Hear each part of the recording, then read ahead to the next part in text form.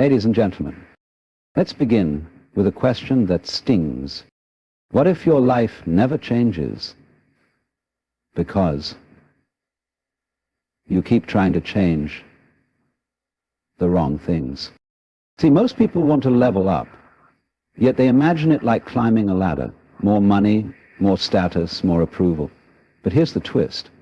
What if leveling up isn't up at all? What if it's inward? What if it's deeper? And this is where the game shifts. Because upgrading your life isn't about stacking more. It's about subtracting the noise. It's about realizing you've been hypnotized by someone else's definition of success. Chasing shadows you never stop to question. Most people don't need motivation, they need awareness. Because once you become conscious of your own illusions, the need to try harder disappears. You no longer hustle to become, you simply uncover what's already there. Ask yourself, who are you when no one is watching? That answer will either liberate you or expose the masks you've worn for too long. The reason you must watch this entire message is simple. This is not a motivational speech, this is an interruption. An interruption in the cycle of chasing what doesn't matter. A crack in the illusion that someday will save you. Let's go deeper. You were never meant to live inside a routine that numbs your soul. The job, the expectations, the roles, you wear them like clothing that no longer fits. But you keep it on because it's familiar, and so you shrink to survive. You call it maturity, you call it stability, but in truth, it's quiet resignation. Here's the truth. You cannot level up your life while still trying to fit into the old version of it. Everything you desire lives on the other side of risk. Not reckless risk, but the sacred kind. The kind that asks you to be honest about what you are tolerating. And most people are tolerating a life that looks good, but feels empty. That's the quiet suffering no one talks about. To evolve, you must let the old you grieve. Yes, grieve the past versions of yourself. Grieve the dreams that no longer belong.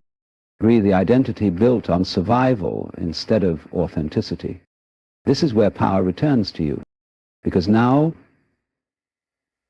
you're not leveling up from lack. You are growing from truth. You no longer chase what glitters. You seek what resonates. So how do you truly level up? Clarity over speed. Most people are running fast in the wrong direction. Stop. Get still. Listen. Discipline of attention. Where you place your awareness becomes your reality. Guard your mind like royalty guards a throne. Audit your surroundings. Your environment is either feeding your evolution or feeding your excuses. Sacrifice comfort, not forever, just long enough to stretch into your next becoming. Practice silence, because in the stillness, you meet the version of you that speaks the loudest truth. And finally, the paradox. To level up, you must let go. Let go of timelines, let go of approval, let go of needing to prove your worth through performance. You do not become powerful by chasing it. You become powerful when you stop trying to be anything else but real. So the real work begins now. Not when this video ends, but when your excuses do. Wake up, not in force, but in awareness. And when you do, you'll realize you don't have to level up to become enough. You level up because you already are. You don't change your life by force, you change it by clarity. That sounds deceptively simple, but it holds a quiet truth that most people never realize. We live in a culture obsessed with doing, with effort, with pressure, with brute will. We've been taught to hustle harder, push through pain, grind until something cracks. But what if all that force is misdirected energy? What if you've been trying to break down a door, not realizing it was never locked to begin with? You see, force can move things, can create momentum, but without direction, without understanding, it creates chaos. A person in confusion who moves faster only multiplies their suffering.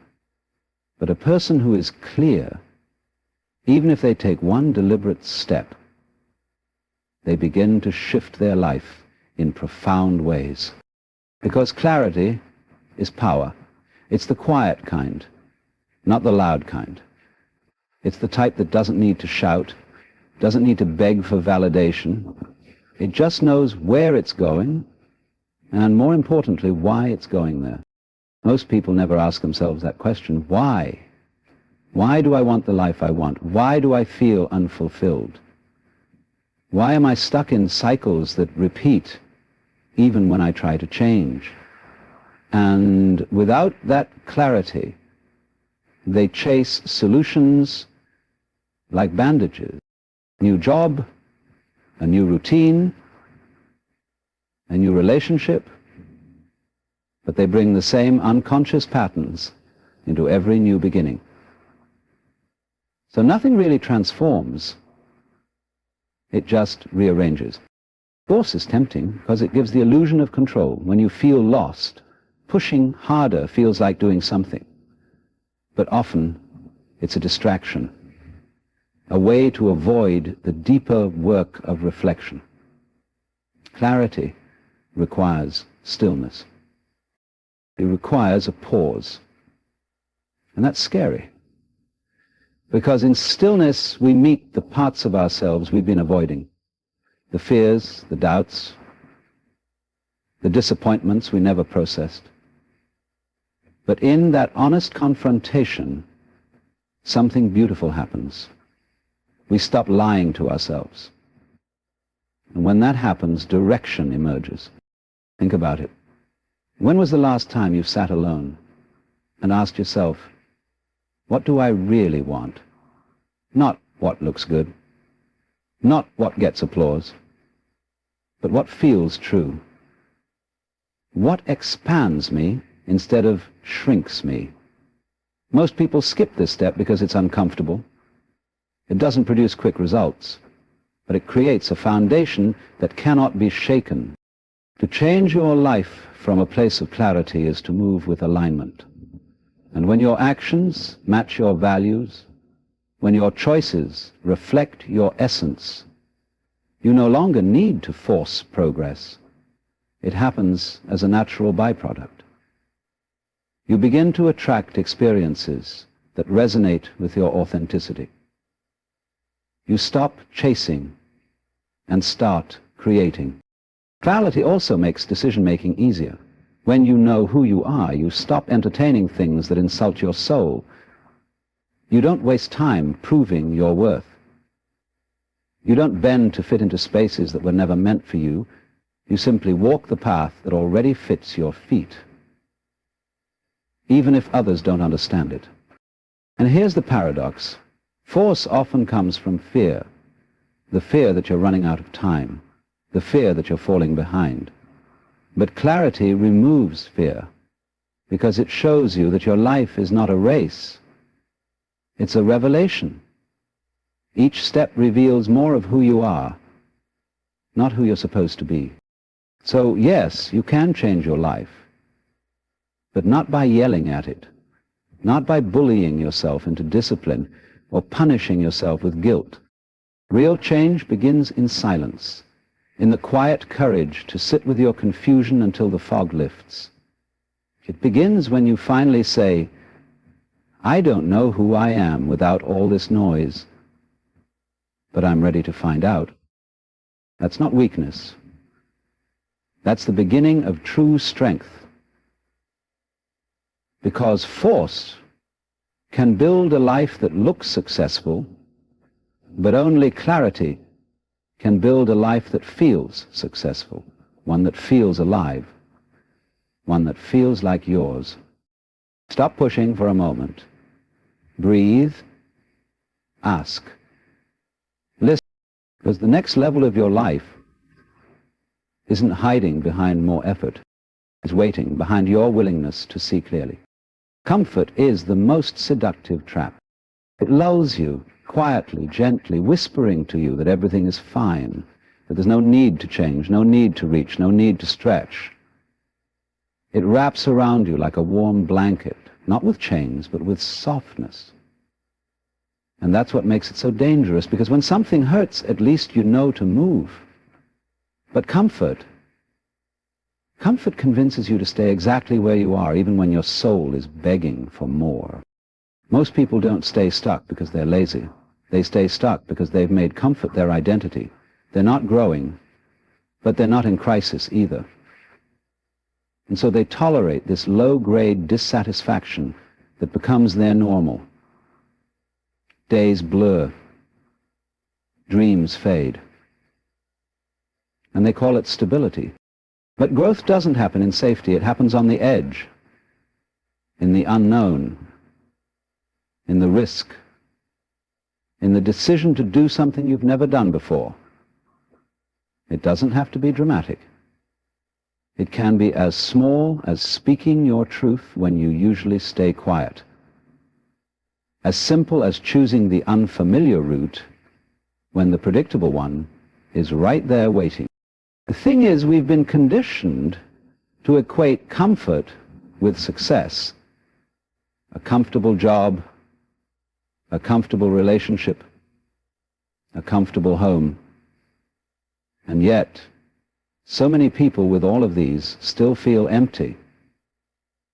That's because comfort isn't peace. Peace comes from alignment. Comfort, when rooted in avoidance, is a form of emotional sedation. There's a subtle point where comfort stops being healing and starts being paralyzing. That's the point most people miss. You rest, thinking you'll recover, but then you stay there. You stay in the temporary break that becomes permanent stagnation. You justify it. You tell yourself, I'll change when I'm ready. But the truth is, comfort never makes you ready. Discomfort does. Discomfort is the teacher. It's the signal. When you feel that tightness in your chest, that restlessness in your bones, that quiet ache that something isn't quite right, that is life tapping you on the shoulder saying, you're meant for more. But the longer you stay in the comfort zone, the harder it is to hear that voice. It gets buried under routine, under distraction, under habits that numb instead of nourish. You know you're trapped in comfort when you stop asking questions. When you stop challenging your own beliefs. When you start defending your limitations instead of exploring your potential. You become someone who once had ambition, but now just seeks convenience. And it all looks so innocent from the outside. But inside, something begins to die. Your fire, your hunger, your aliveness. To break out of this trap, you have to become deeply uncomfortable with your own comfort. You have to see it not as a reward, but as a warning. You have to realize that every time you avoid discomfort, you're choosing short-term ease over long-term growth. And growth hurts. It stretches, it breaks things open, it exposes what you've buried. But that pain is not punishment. It's evidence of expansion. It means you are moving beyond who you were. It means you are walking towards something real. Don't fear the discomfort. Welcome it. Not recklessly, but consciously. Say yes to the challenges that scare you, because they ask more of you. Say yes to the opportunities that feel too big, because they're meant to grow you into someone bigger. When you look back on your life, the moments that changed you were not the ones where you were most comfortable. They were the ones that scared you, the ones where you didn't know what would happen next, but you showed up anyway. If you feel discomfort right now, don't run from it. Let it guide you. Let it teach you what you're still clinging to that no longer serves you. Let it break the illusion that comfort equals happiness. True joy doesn't come from hiding in what's easy. It comes from showing up fully in what's real, even when it's hard. And if you want to level up your life, this is the price. Leaving the familiar behind, not because it's bad, but because you've outgrown it, because your growth cannot coexist with your comfort. One will always have to go. Choose wisely. Your identity is your cage, not the true essence of who you are, but the story you've been telling yourself and the world about who you're supposed to be. That story, stitched together by past experiences, societal expectations, and survival patterns, quietly becomes your prison. You wear it like armor, thinking it protects you, but in truth, it restricts you. It defines your edges. It limits your possibilities. And the most dangerous part is, it feels so familiar that you no longer question it. You say, I'm not that type of person. You say, this is just how I am. But who told you that? Where did you learn to shrink into a version of yourself just because it made others comfortable? At what point did you start confusing patterns with personality? We've mistaken repetition for identity, doing the same thing over and over until it becomes a label. Anxious, shy, aggressive, passive, broken, tough, worthless, misunderstood. But what if none of that is true? What if those aren't reflections of who you are, but just reactions to who you thought you had to be in order to survive? Every time you say, that's just me, you reinforce the bars of the cage. And maybe the cage is made of comfort or fear or even pride, but it's still a cage. It keeps you operating within the same emotional range, the same choices, the same relationship, the same outcomes. And when you try to break free, you don't just fight the world, you fight your own self-immune. Because who are you without that identity? Who are you without your pain, your roads, your mask? That question scares people, because shedding an identity feels like dying. And in many ways it is. It's the death of who you thought you were. But in that death, there's an opening. There's a chance to be reborn, not into someone else, but into someone real. You can't level up your life without leveling up your sense of self. And that doesn't mean adding more achievements, more labels, more applause. It means stripping away everything that was never yours to begin with. Every belief that came from a wounded place. Every behavior that came from needing to belong. Every limitation that was inherited, not chosen. But this takes courage, because the ego resists change. It wants you to stay consistent with your past. It wants you to maintain the illusion of control. And so you start defending your identity, even when it's hurting you. You say things like, I'm not smart enough. I always mess things up. I'm too damaged. Not because they're true, but because they're familiar. And we cling to the familiar even when it's painful. because we fear the unknown more than we fear our own suffering. But here's the paradox. Your true self is buried under the identity you constructed. It's not something to create, it's something to remember. You don't need to become someone else, you need to unbecome everything that isn't you. And that process is uncomfortable, because it requires you to stop performing, it requires you to stop hiding, it requires you to face the silence and hear your own voice again. When you stop identifying with your pain, you stop attracting situations that reflect it. When you stop identifying with your limitations, you begin to move differently, speak differently, choose differently. And suddenly, life begins to reflect a different energy back to you. One of truth, one of expansion. You are not your story, you are not your trauma, you are not your resume or your reputation. You are the awareness behind all of that, and when you connect to that, you become free.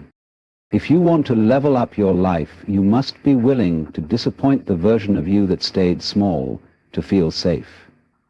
You must be willing to question the voice that says, "Who do you think you are?" And you must answer it not with pride, but with presence, with clarity, with truth. You don't have to force your way out of the cage. You just have to realize the door has been opened the whole time. Step out, strip down, come back to yourself. Not the self you were taught to be, but the one you were born as. Everything you avoid controls you. It doesn't go away because you ignore it. It doesn't lose its grip because you distract yourself. In fact, the opposite is true. Avoidance is fuel. It gives power to the very thing you're trying to escape. And while you think you've buried it, silenced it, or hidden it behind your smile, it's still there, quietly shaping your thoughts, guiding your actions, pulling the strings behind every decision you make. The truth is, most people aren't controlled by what they face. They're controlled by what they refuse to face.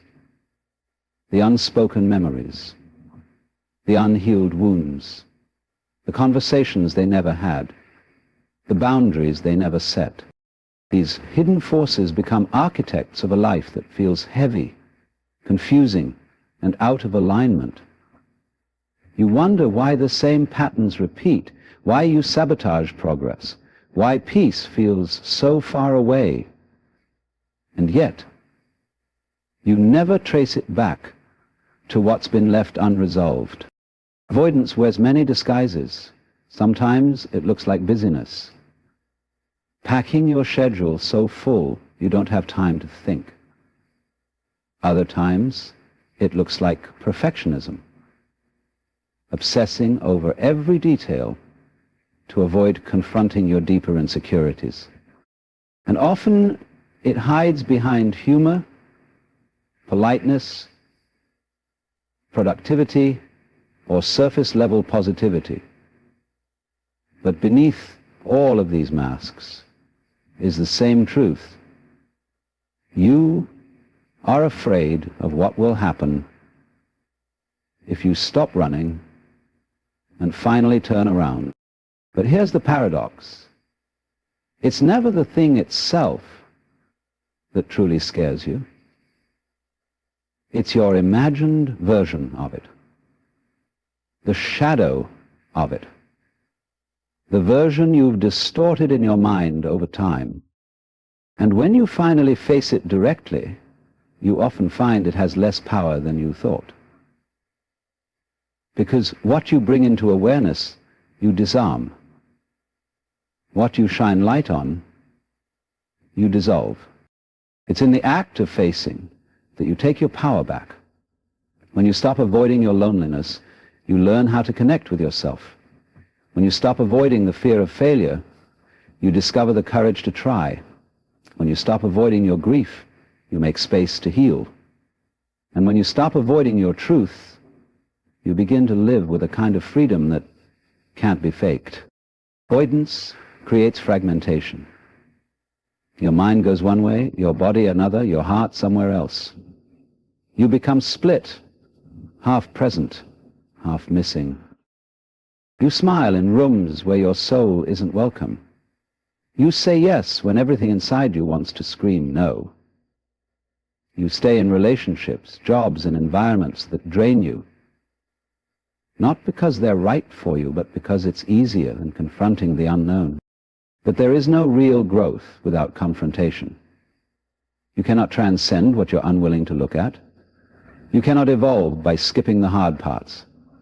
Every breakthrough is on the other side of what you're resisting, and the longer you delay it, the more you suffer in silence, repeating the same emotional loops, stuck in the same inner wars. To level up your life, you must become radically honest with yourself. You must look in the mirror and stop pretending. Admit what's not working. Admit where you're hiding. Admit what you've outgrown but still cling to out of habit. That honesty might sting at first, but it will liberate you. There is deep wisdom in your fear. It shows you where your attention is needed. There is deep wisdom in your pain. It shows you where your boundaries were crossed. There is deep wisdom in your discomfort. It shows you where your growth is calling. But you only access that wisdom when you stop running and start listening. The moment you stop avoiding, you stop being a prisoner. The fear doesn't vanish, but it transforms. It becomes a guide instead of a master. And what once felt impossible begins to feel manageable, step by step. Truth doesn't matter how long you've been running. It only matters that you stop, that you choose to meet yourself fully, honestly, courageously, not all at once, not perfectly, but consistently. Because your freedom is not in the future. It's in your willingness to face what you've buried in the present. Whatever you've been avoiding, the conversation, the decision, the truth, know this: it's already shaping your life. You might as well shape it on your own terms.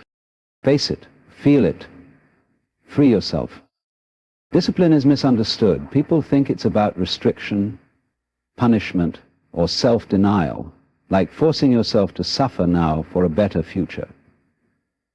But real discipline isn't about controlling yourself with brute force. It's about aligning your daily actions with your deeper truth. It's not about being hard on yourself. It's about being honest with yourself. When you understand this, discipline stops feeling like a burden and starts feeling like a form of love. You see, most people rely on motivation, but motivation is fleeting. It's emotional. It comes and goes depending on mood, environment, or external rewards. One bad day, and it's gone. But discipline, real discipline, isn't based on how you feel. It's built on who you choose to be. It's the quiet decision you make again and again, to show up, to follow through, to keep your word even when it's inconvenient or uncomfortable. The reason so many people struggle to grow is because they treat their goals like wishes instead of responsibilities. They say they want change, but they live as if they're waiting for the right time or perfect moment. They talk about what they'll do later, after the doubt passes, after the fear settles, after the motivation returns. But later is a lie. Growth doesn't begin when you feel ready. It begins when you choose to be committed. Discipline is the bridge between your current self and your future self. It's what carries you over the gap between intention and reality. You can dream as big as you want, but without consistent action, that dream stays in your head. It never becomes tangible. Without discipline, you are a slave to your impulses. You are a slave to your impulses. You're reactive instead of intentional. You're driven by emotion instead of direction. There's a kind of quiet power in doing what you said you would do, especially on the days you don't feel like it. Not because you want to impress anyone, not because it feels good, but because you respect yourself enough to follow through.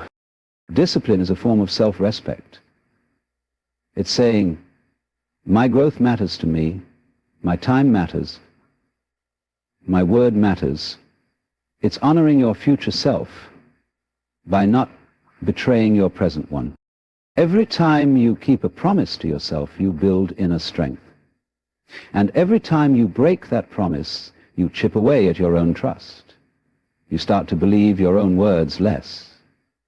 You start to question your own power. That's why discipline is sacred. It rebuilds your relationship with yourself. It teaches you that you can depend on you. But don't confuse discipline with rigidity. Discipline isn't perfectionism. It's not about punishing yourself when you fall short. It's about returning again and again to your intention. It's about having the awareness to recalibrate, the humility to begin again, and the courage to keep going, even when progress feels invisible. It's not a straight line. It's a spiral. You'll stumble, you'll slip, but each time you come back with more awareness, more strength, more truth. The deeper truth is this: everything you want, clarity, confidence, peace, purpose, lives on the other side of consistent action. Not grand gestures, not bursts of effort, but small, steady choices. Waking up early, turning off distractions, saying no to what drains you, saying yes to what grows you. These tiny acts, repeated over time, create transformation. Discipline teaches you to stop negotiating with your excuses, to stop letting temporary emotions dictate permanent outcomes. It helps you zoom out and remember that your feelings are visitors, not rulers. You don't ignore them, you just don't hand them the keys to your life. If you want to level up your life, stop chasing motivation, build discipline. Not by doing everything at once, not by shaming yourself into action, but by starting with one promise today and keeping it, then another tomorrow, and then another. That's how momentum is born. It won't be easy, but it will be worth it. Because discipline isn't about depriving yourself. It's about devoting yourself.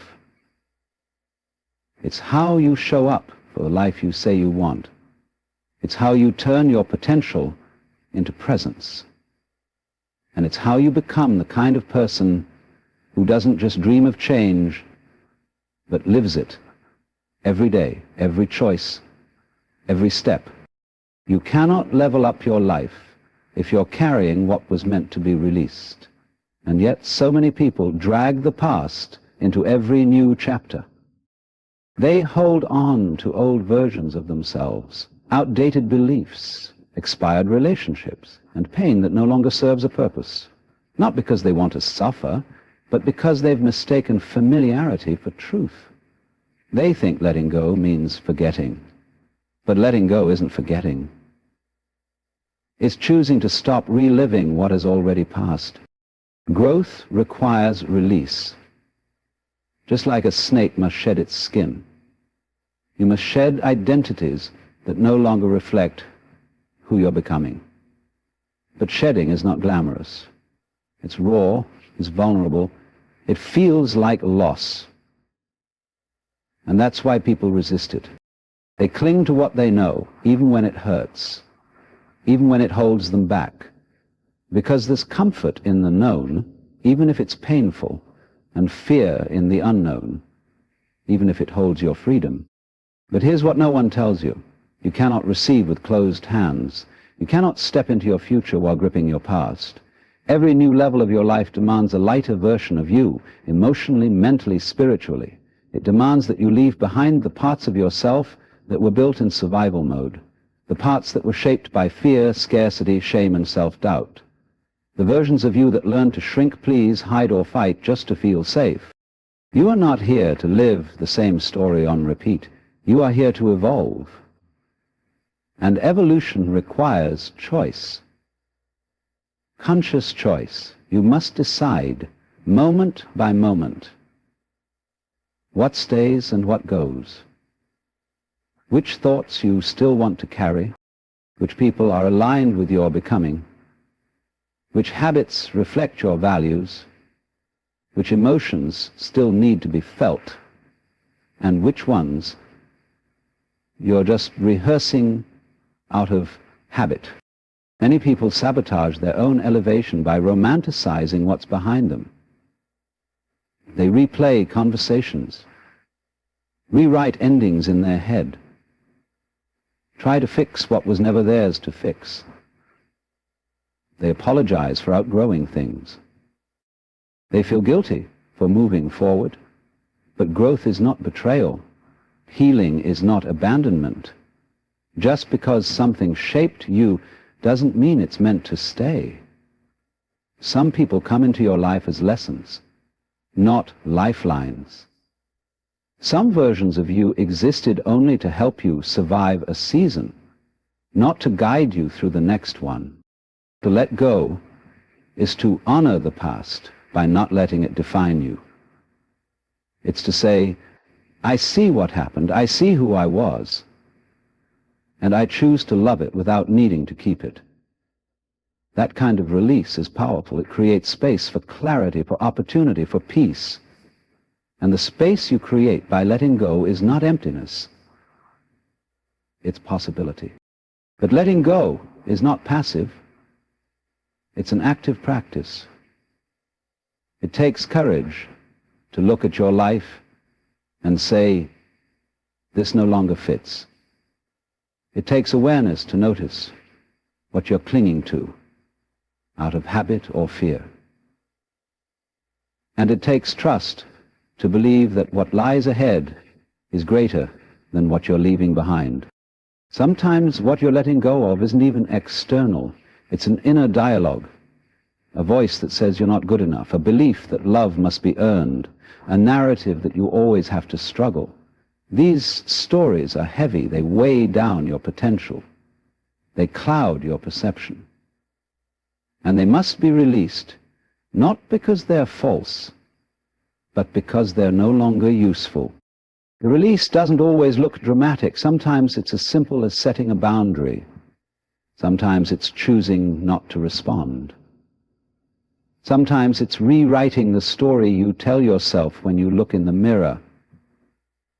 The shift is subtle, but the impact is profound. You begin to feel lighter, clearer, more aligned. To level up your life, release must become a habit, not a one-time event. You must continuously assess, what am I holding on to that I've already outgrown?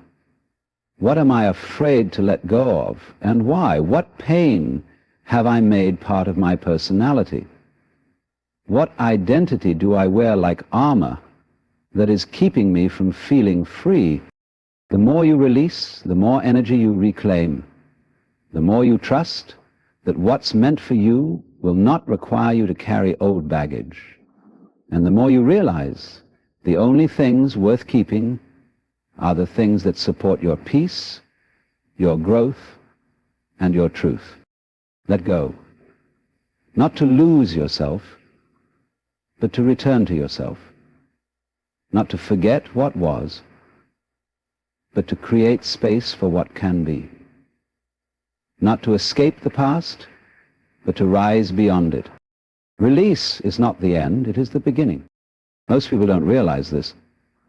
Your environment is shaping you more than your intentions. You can have the best mindset, the strongest goals, and the clearest vision, But if you place yourself in a toxic environment, your potential suffocates. Growth doesn't just come from within. It comes from what surrounds you. The people you speak to, the energy you absorb, the habits you observe. These all either support your evolution or silently sabotage it. You cannot grow in soil that keeps poisoning your roots. You cannot heal in spaces where your wounds are dismissed. And you cannot thrive while constantly negotiating your worth. Yet so many people stay in environments that shrink them because they've been conditioned to normalize discomfort. It's not that bad, they say. I've been through worse. And so they settle, not because they don't want more, but because they don't believe more is possible in the world they've known. But elevation requires re-evaluation. You must look at your surroundings and ask the hard questions. Does this place support who I'm becoming? Do these people celebrate my growth or subtly resent it? Do the conversations I am having uplift me or drain me? You cannot evolve if you are constantly explaining, defending, or shrinking. A supportive environment isn't one where everyone agrees with you. It's one where you're allowed to be honest, to be seen, and to be free. Energy is contagious. If you surround yourself with people who gossip, complain, and resist growth, you'll begin to adopt those patterns without realizing it. Their fear becomes your hesitation. Their doubt becomes your inner voice. You're playing small, not because you lack ambition, but because you've been absorbing the limitations of those around you. On the other hand, if you place yourself around those who think expansively, speak with purpose, and live with intention, you rise. Not because they're better than you, but because they reflect back to you what's possible. You must also look beyond people. Environments include your digital space, your daily routine, even the physical spaces you inhabit. Does your home feel peaceful or chaotic? Does your social media feed inspire you or distract you? Does your daily routine push you closer to your goals or keep you in a loop of mindless activity? Your environment is constantly feeding your subconscious, and you must become aware of what you are being fed. The reason this matters so deeply is because your nervous system adapts to what it's exposed to. If you stay in chaos long enough, it starts to feel normal. If you're around criticism constantly, you begin to internalize it. And if your growth is consistently met with silence or resistance, you might start to question whether it's worth it. But you were not meant to water yourself in droughts. You were meant to bloom in spaces that recognize your worth, that mirror your light back to you, and that challenge you to rise without demanding you to dim. Changing your environment doesn't always mean leaving everything behind. Sometimes it's about small shifts. Creating one space in your home that feels like peace. Curating your digital feed to reflect your values. Limiting time with people who deplete you. Seeking out conversations that stretch your thinking. Investing time in communities where your growth feels safe, not shameful. These changes may feel small, but their impact is massive. Because once your environment aligns with your intention, your effort is multiplied. But let's be honest, changing your environment is hard, especially when it means outgrowing people you once loved, especially when it means walking away from what's familiar. But you must understand, your loyalty to your growth must be greater than your loyalty to your past. Staying small so others don't feel uncomfortable is not kindness, it's self-abandonment. And every time you choose your growth, you give others permission to do the same. There will be guilt, there will be grief, but there will also be clarity, peace, strength, because you'll begin to see yourself not as someone stuck in a cycle, but as someone capable of transformation. You'll start to realize that your environment isn't just where you exist, it's what you're becoming. To level up your life, you must become intentional about where you place your energy. Choose spaces that reflect your future, not your fears. Choose people who speak life into your dreams. Choose habits that echo your vision, because the life you want isn't just built from within, it's supported, nurtured, and amplified by the space you create around you. Protect your space. Guard your energy. Honor your evolution. And remember, you're allowed to outgrow what no longer fits. Your next level of life won't arrive by accident. It won't knock on your door simply because you wish for it or feel you deserve it. It will arrive when you are intentional, when you stop living on autopilot and begin shaping your days with clarity and purpose. Most people don't fail because they're incapable. They fail because they drift. They wake up and go through the motions. They react instead of respond. They consume instead of create. And little by little, their life becomes something that just happens to them, not something they build. Intention is the difference between movement and progress. You can be busy all day and still not move forward. You can be exhausted and still not be aligned. The world praises hustle, but without direction, hustle becomes noise, or wears you down without ever lifting you up. Intention cuts through that noise. It brings awareness to your choices, depth to your actions, and meaning to your momentum. Ask yourself, how many of your days are shaped by design, and how many are shaped by habit? How much of your time is spent doing what truly matters, and how much is spent avoiding what you're afraid to face? Most people are not stuck because they lack time or talent.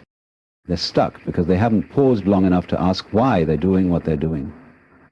They chase success without ever defining what success actually means to them. They follow paths that were handed to them by society, family, or fear, never stopping to question if those paths even lead to peace. To live with intention is to take your power back. It means you're no longer sleepwalking through your life.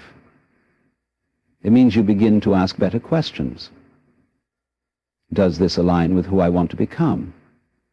Is this choice supporting my growth or distracting me from it?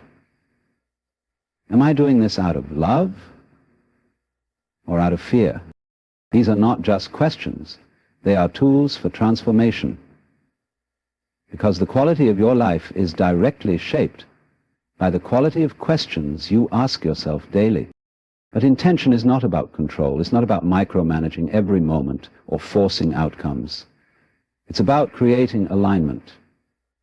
When you live with intention, your actions become extensions of your values. Your habits begin to mirror your vision. Your relationships become rooted in truth, not convenience. And your inner world starts to feel more peaceful, not because life gets easier, but because you've stopped betraying yourself in subtle ways. To cultivate intention, you must slow down. In a world addicted to speed, stillness is revolutionary. When you slow down, you begin to see clearly. You begin to notice which parts of your life feel heavy, which habits feel hollow, which conversations drain your spirit. Slowing down isn't weakness, it's wisdom. It's how you recalibrate, how you recenter, how you remember what actually matters. Living with intention also means embracing discipline, not the kind rooted in punishment, but the kind rooted in devotion. It's choosing to rise early because your dreams matter. It's choosing solitude over distraction, depth over noise, progress over perfection. You won't always feel inspired. You won't always feel certain. But when you're rooted in intention, you'll keep showing up. Not because it's easy, but because it's meaningful. You also begin to let go of what no longer fits. Because when your life has a direction, everything that doesn't align becomes obvious. The people who mock your growth, the habits that dull your clarity, the environments that pull you backward. You stop clinging to what's familiar and start choosing what's aligned. And that shift, that quiet, courageous shift, is what creates transformation. Living with intention turns your life into a mirror of your inner truth. You stop waiting for signs and become the sign. You stop hoping for change and become the change. You stop asking, what if, and start saying, even if it's uncomfortable, even if it's uncertain, even if it takes time. Because the life you're building is rooted in purpose, not perfection. To level up, you must stop drifting. You must step into the driver's seat and decide what kind of life you are no longer available for, and what kind of life you are now committed to building. Day by day, choice by choice, with intention, with clarity, with heart. Because the truth is, your life is being built right now, whether by design or by default. And the moment you start living intentionally is the moment you begin rising into a version of yourself that no longer needs to chase, because they become the embodiment of everything they once hoped for. Leveling up your life is not about achieving more, it's about becoming more conscious, more intentional, more aligned. It's the sacred process of shedding who you were never meant to be so you can rise into who you truly are. It is not a path of comfort, but of clarity, not a path of noise, but of deep inner silence, where your real voice finally emerges. You don't elevate by accident. You elevate through awareness, release, discipline, and choice. You stop blaming the world and start building your own. You step out of environments that dull your spirit and into spaces that breathe life into your vision. You choose stillness over chaos, purpose over popularity, and progress over perfection. You learn to let go, not because it's easy, but because your future is worth more than your attachment to the past. And in that choice, in that deliberate shift, you meet a version of yourself you've only dreamed of, not by waiting, but by becoming. You don't chase the next level of life. You align with it. You embody it, and when you do, life no longer happens to you, it flows through you. That's the real upgrade. That's how you level up, quietly, powerfully, from within.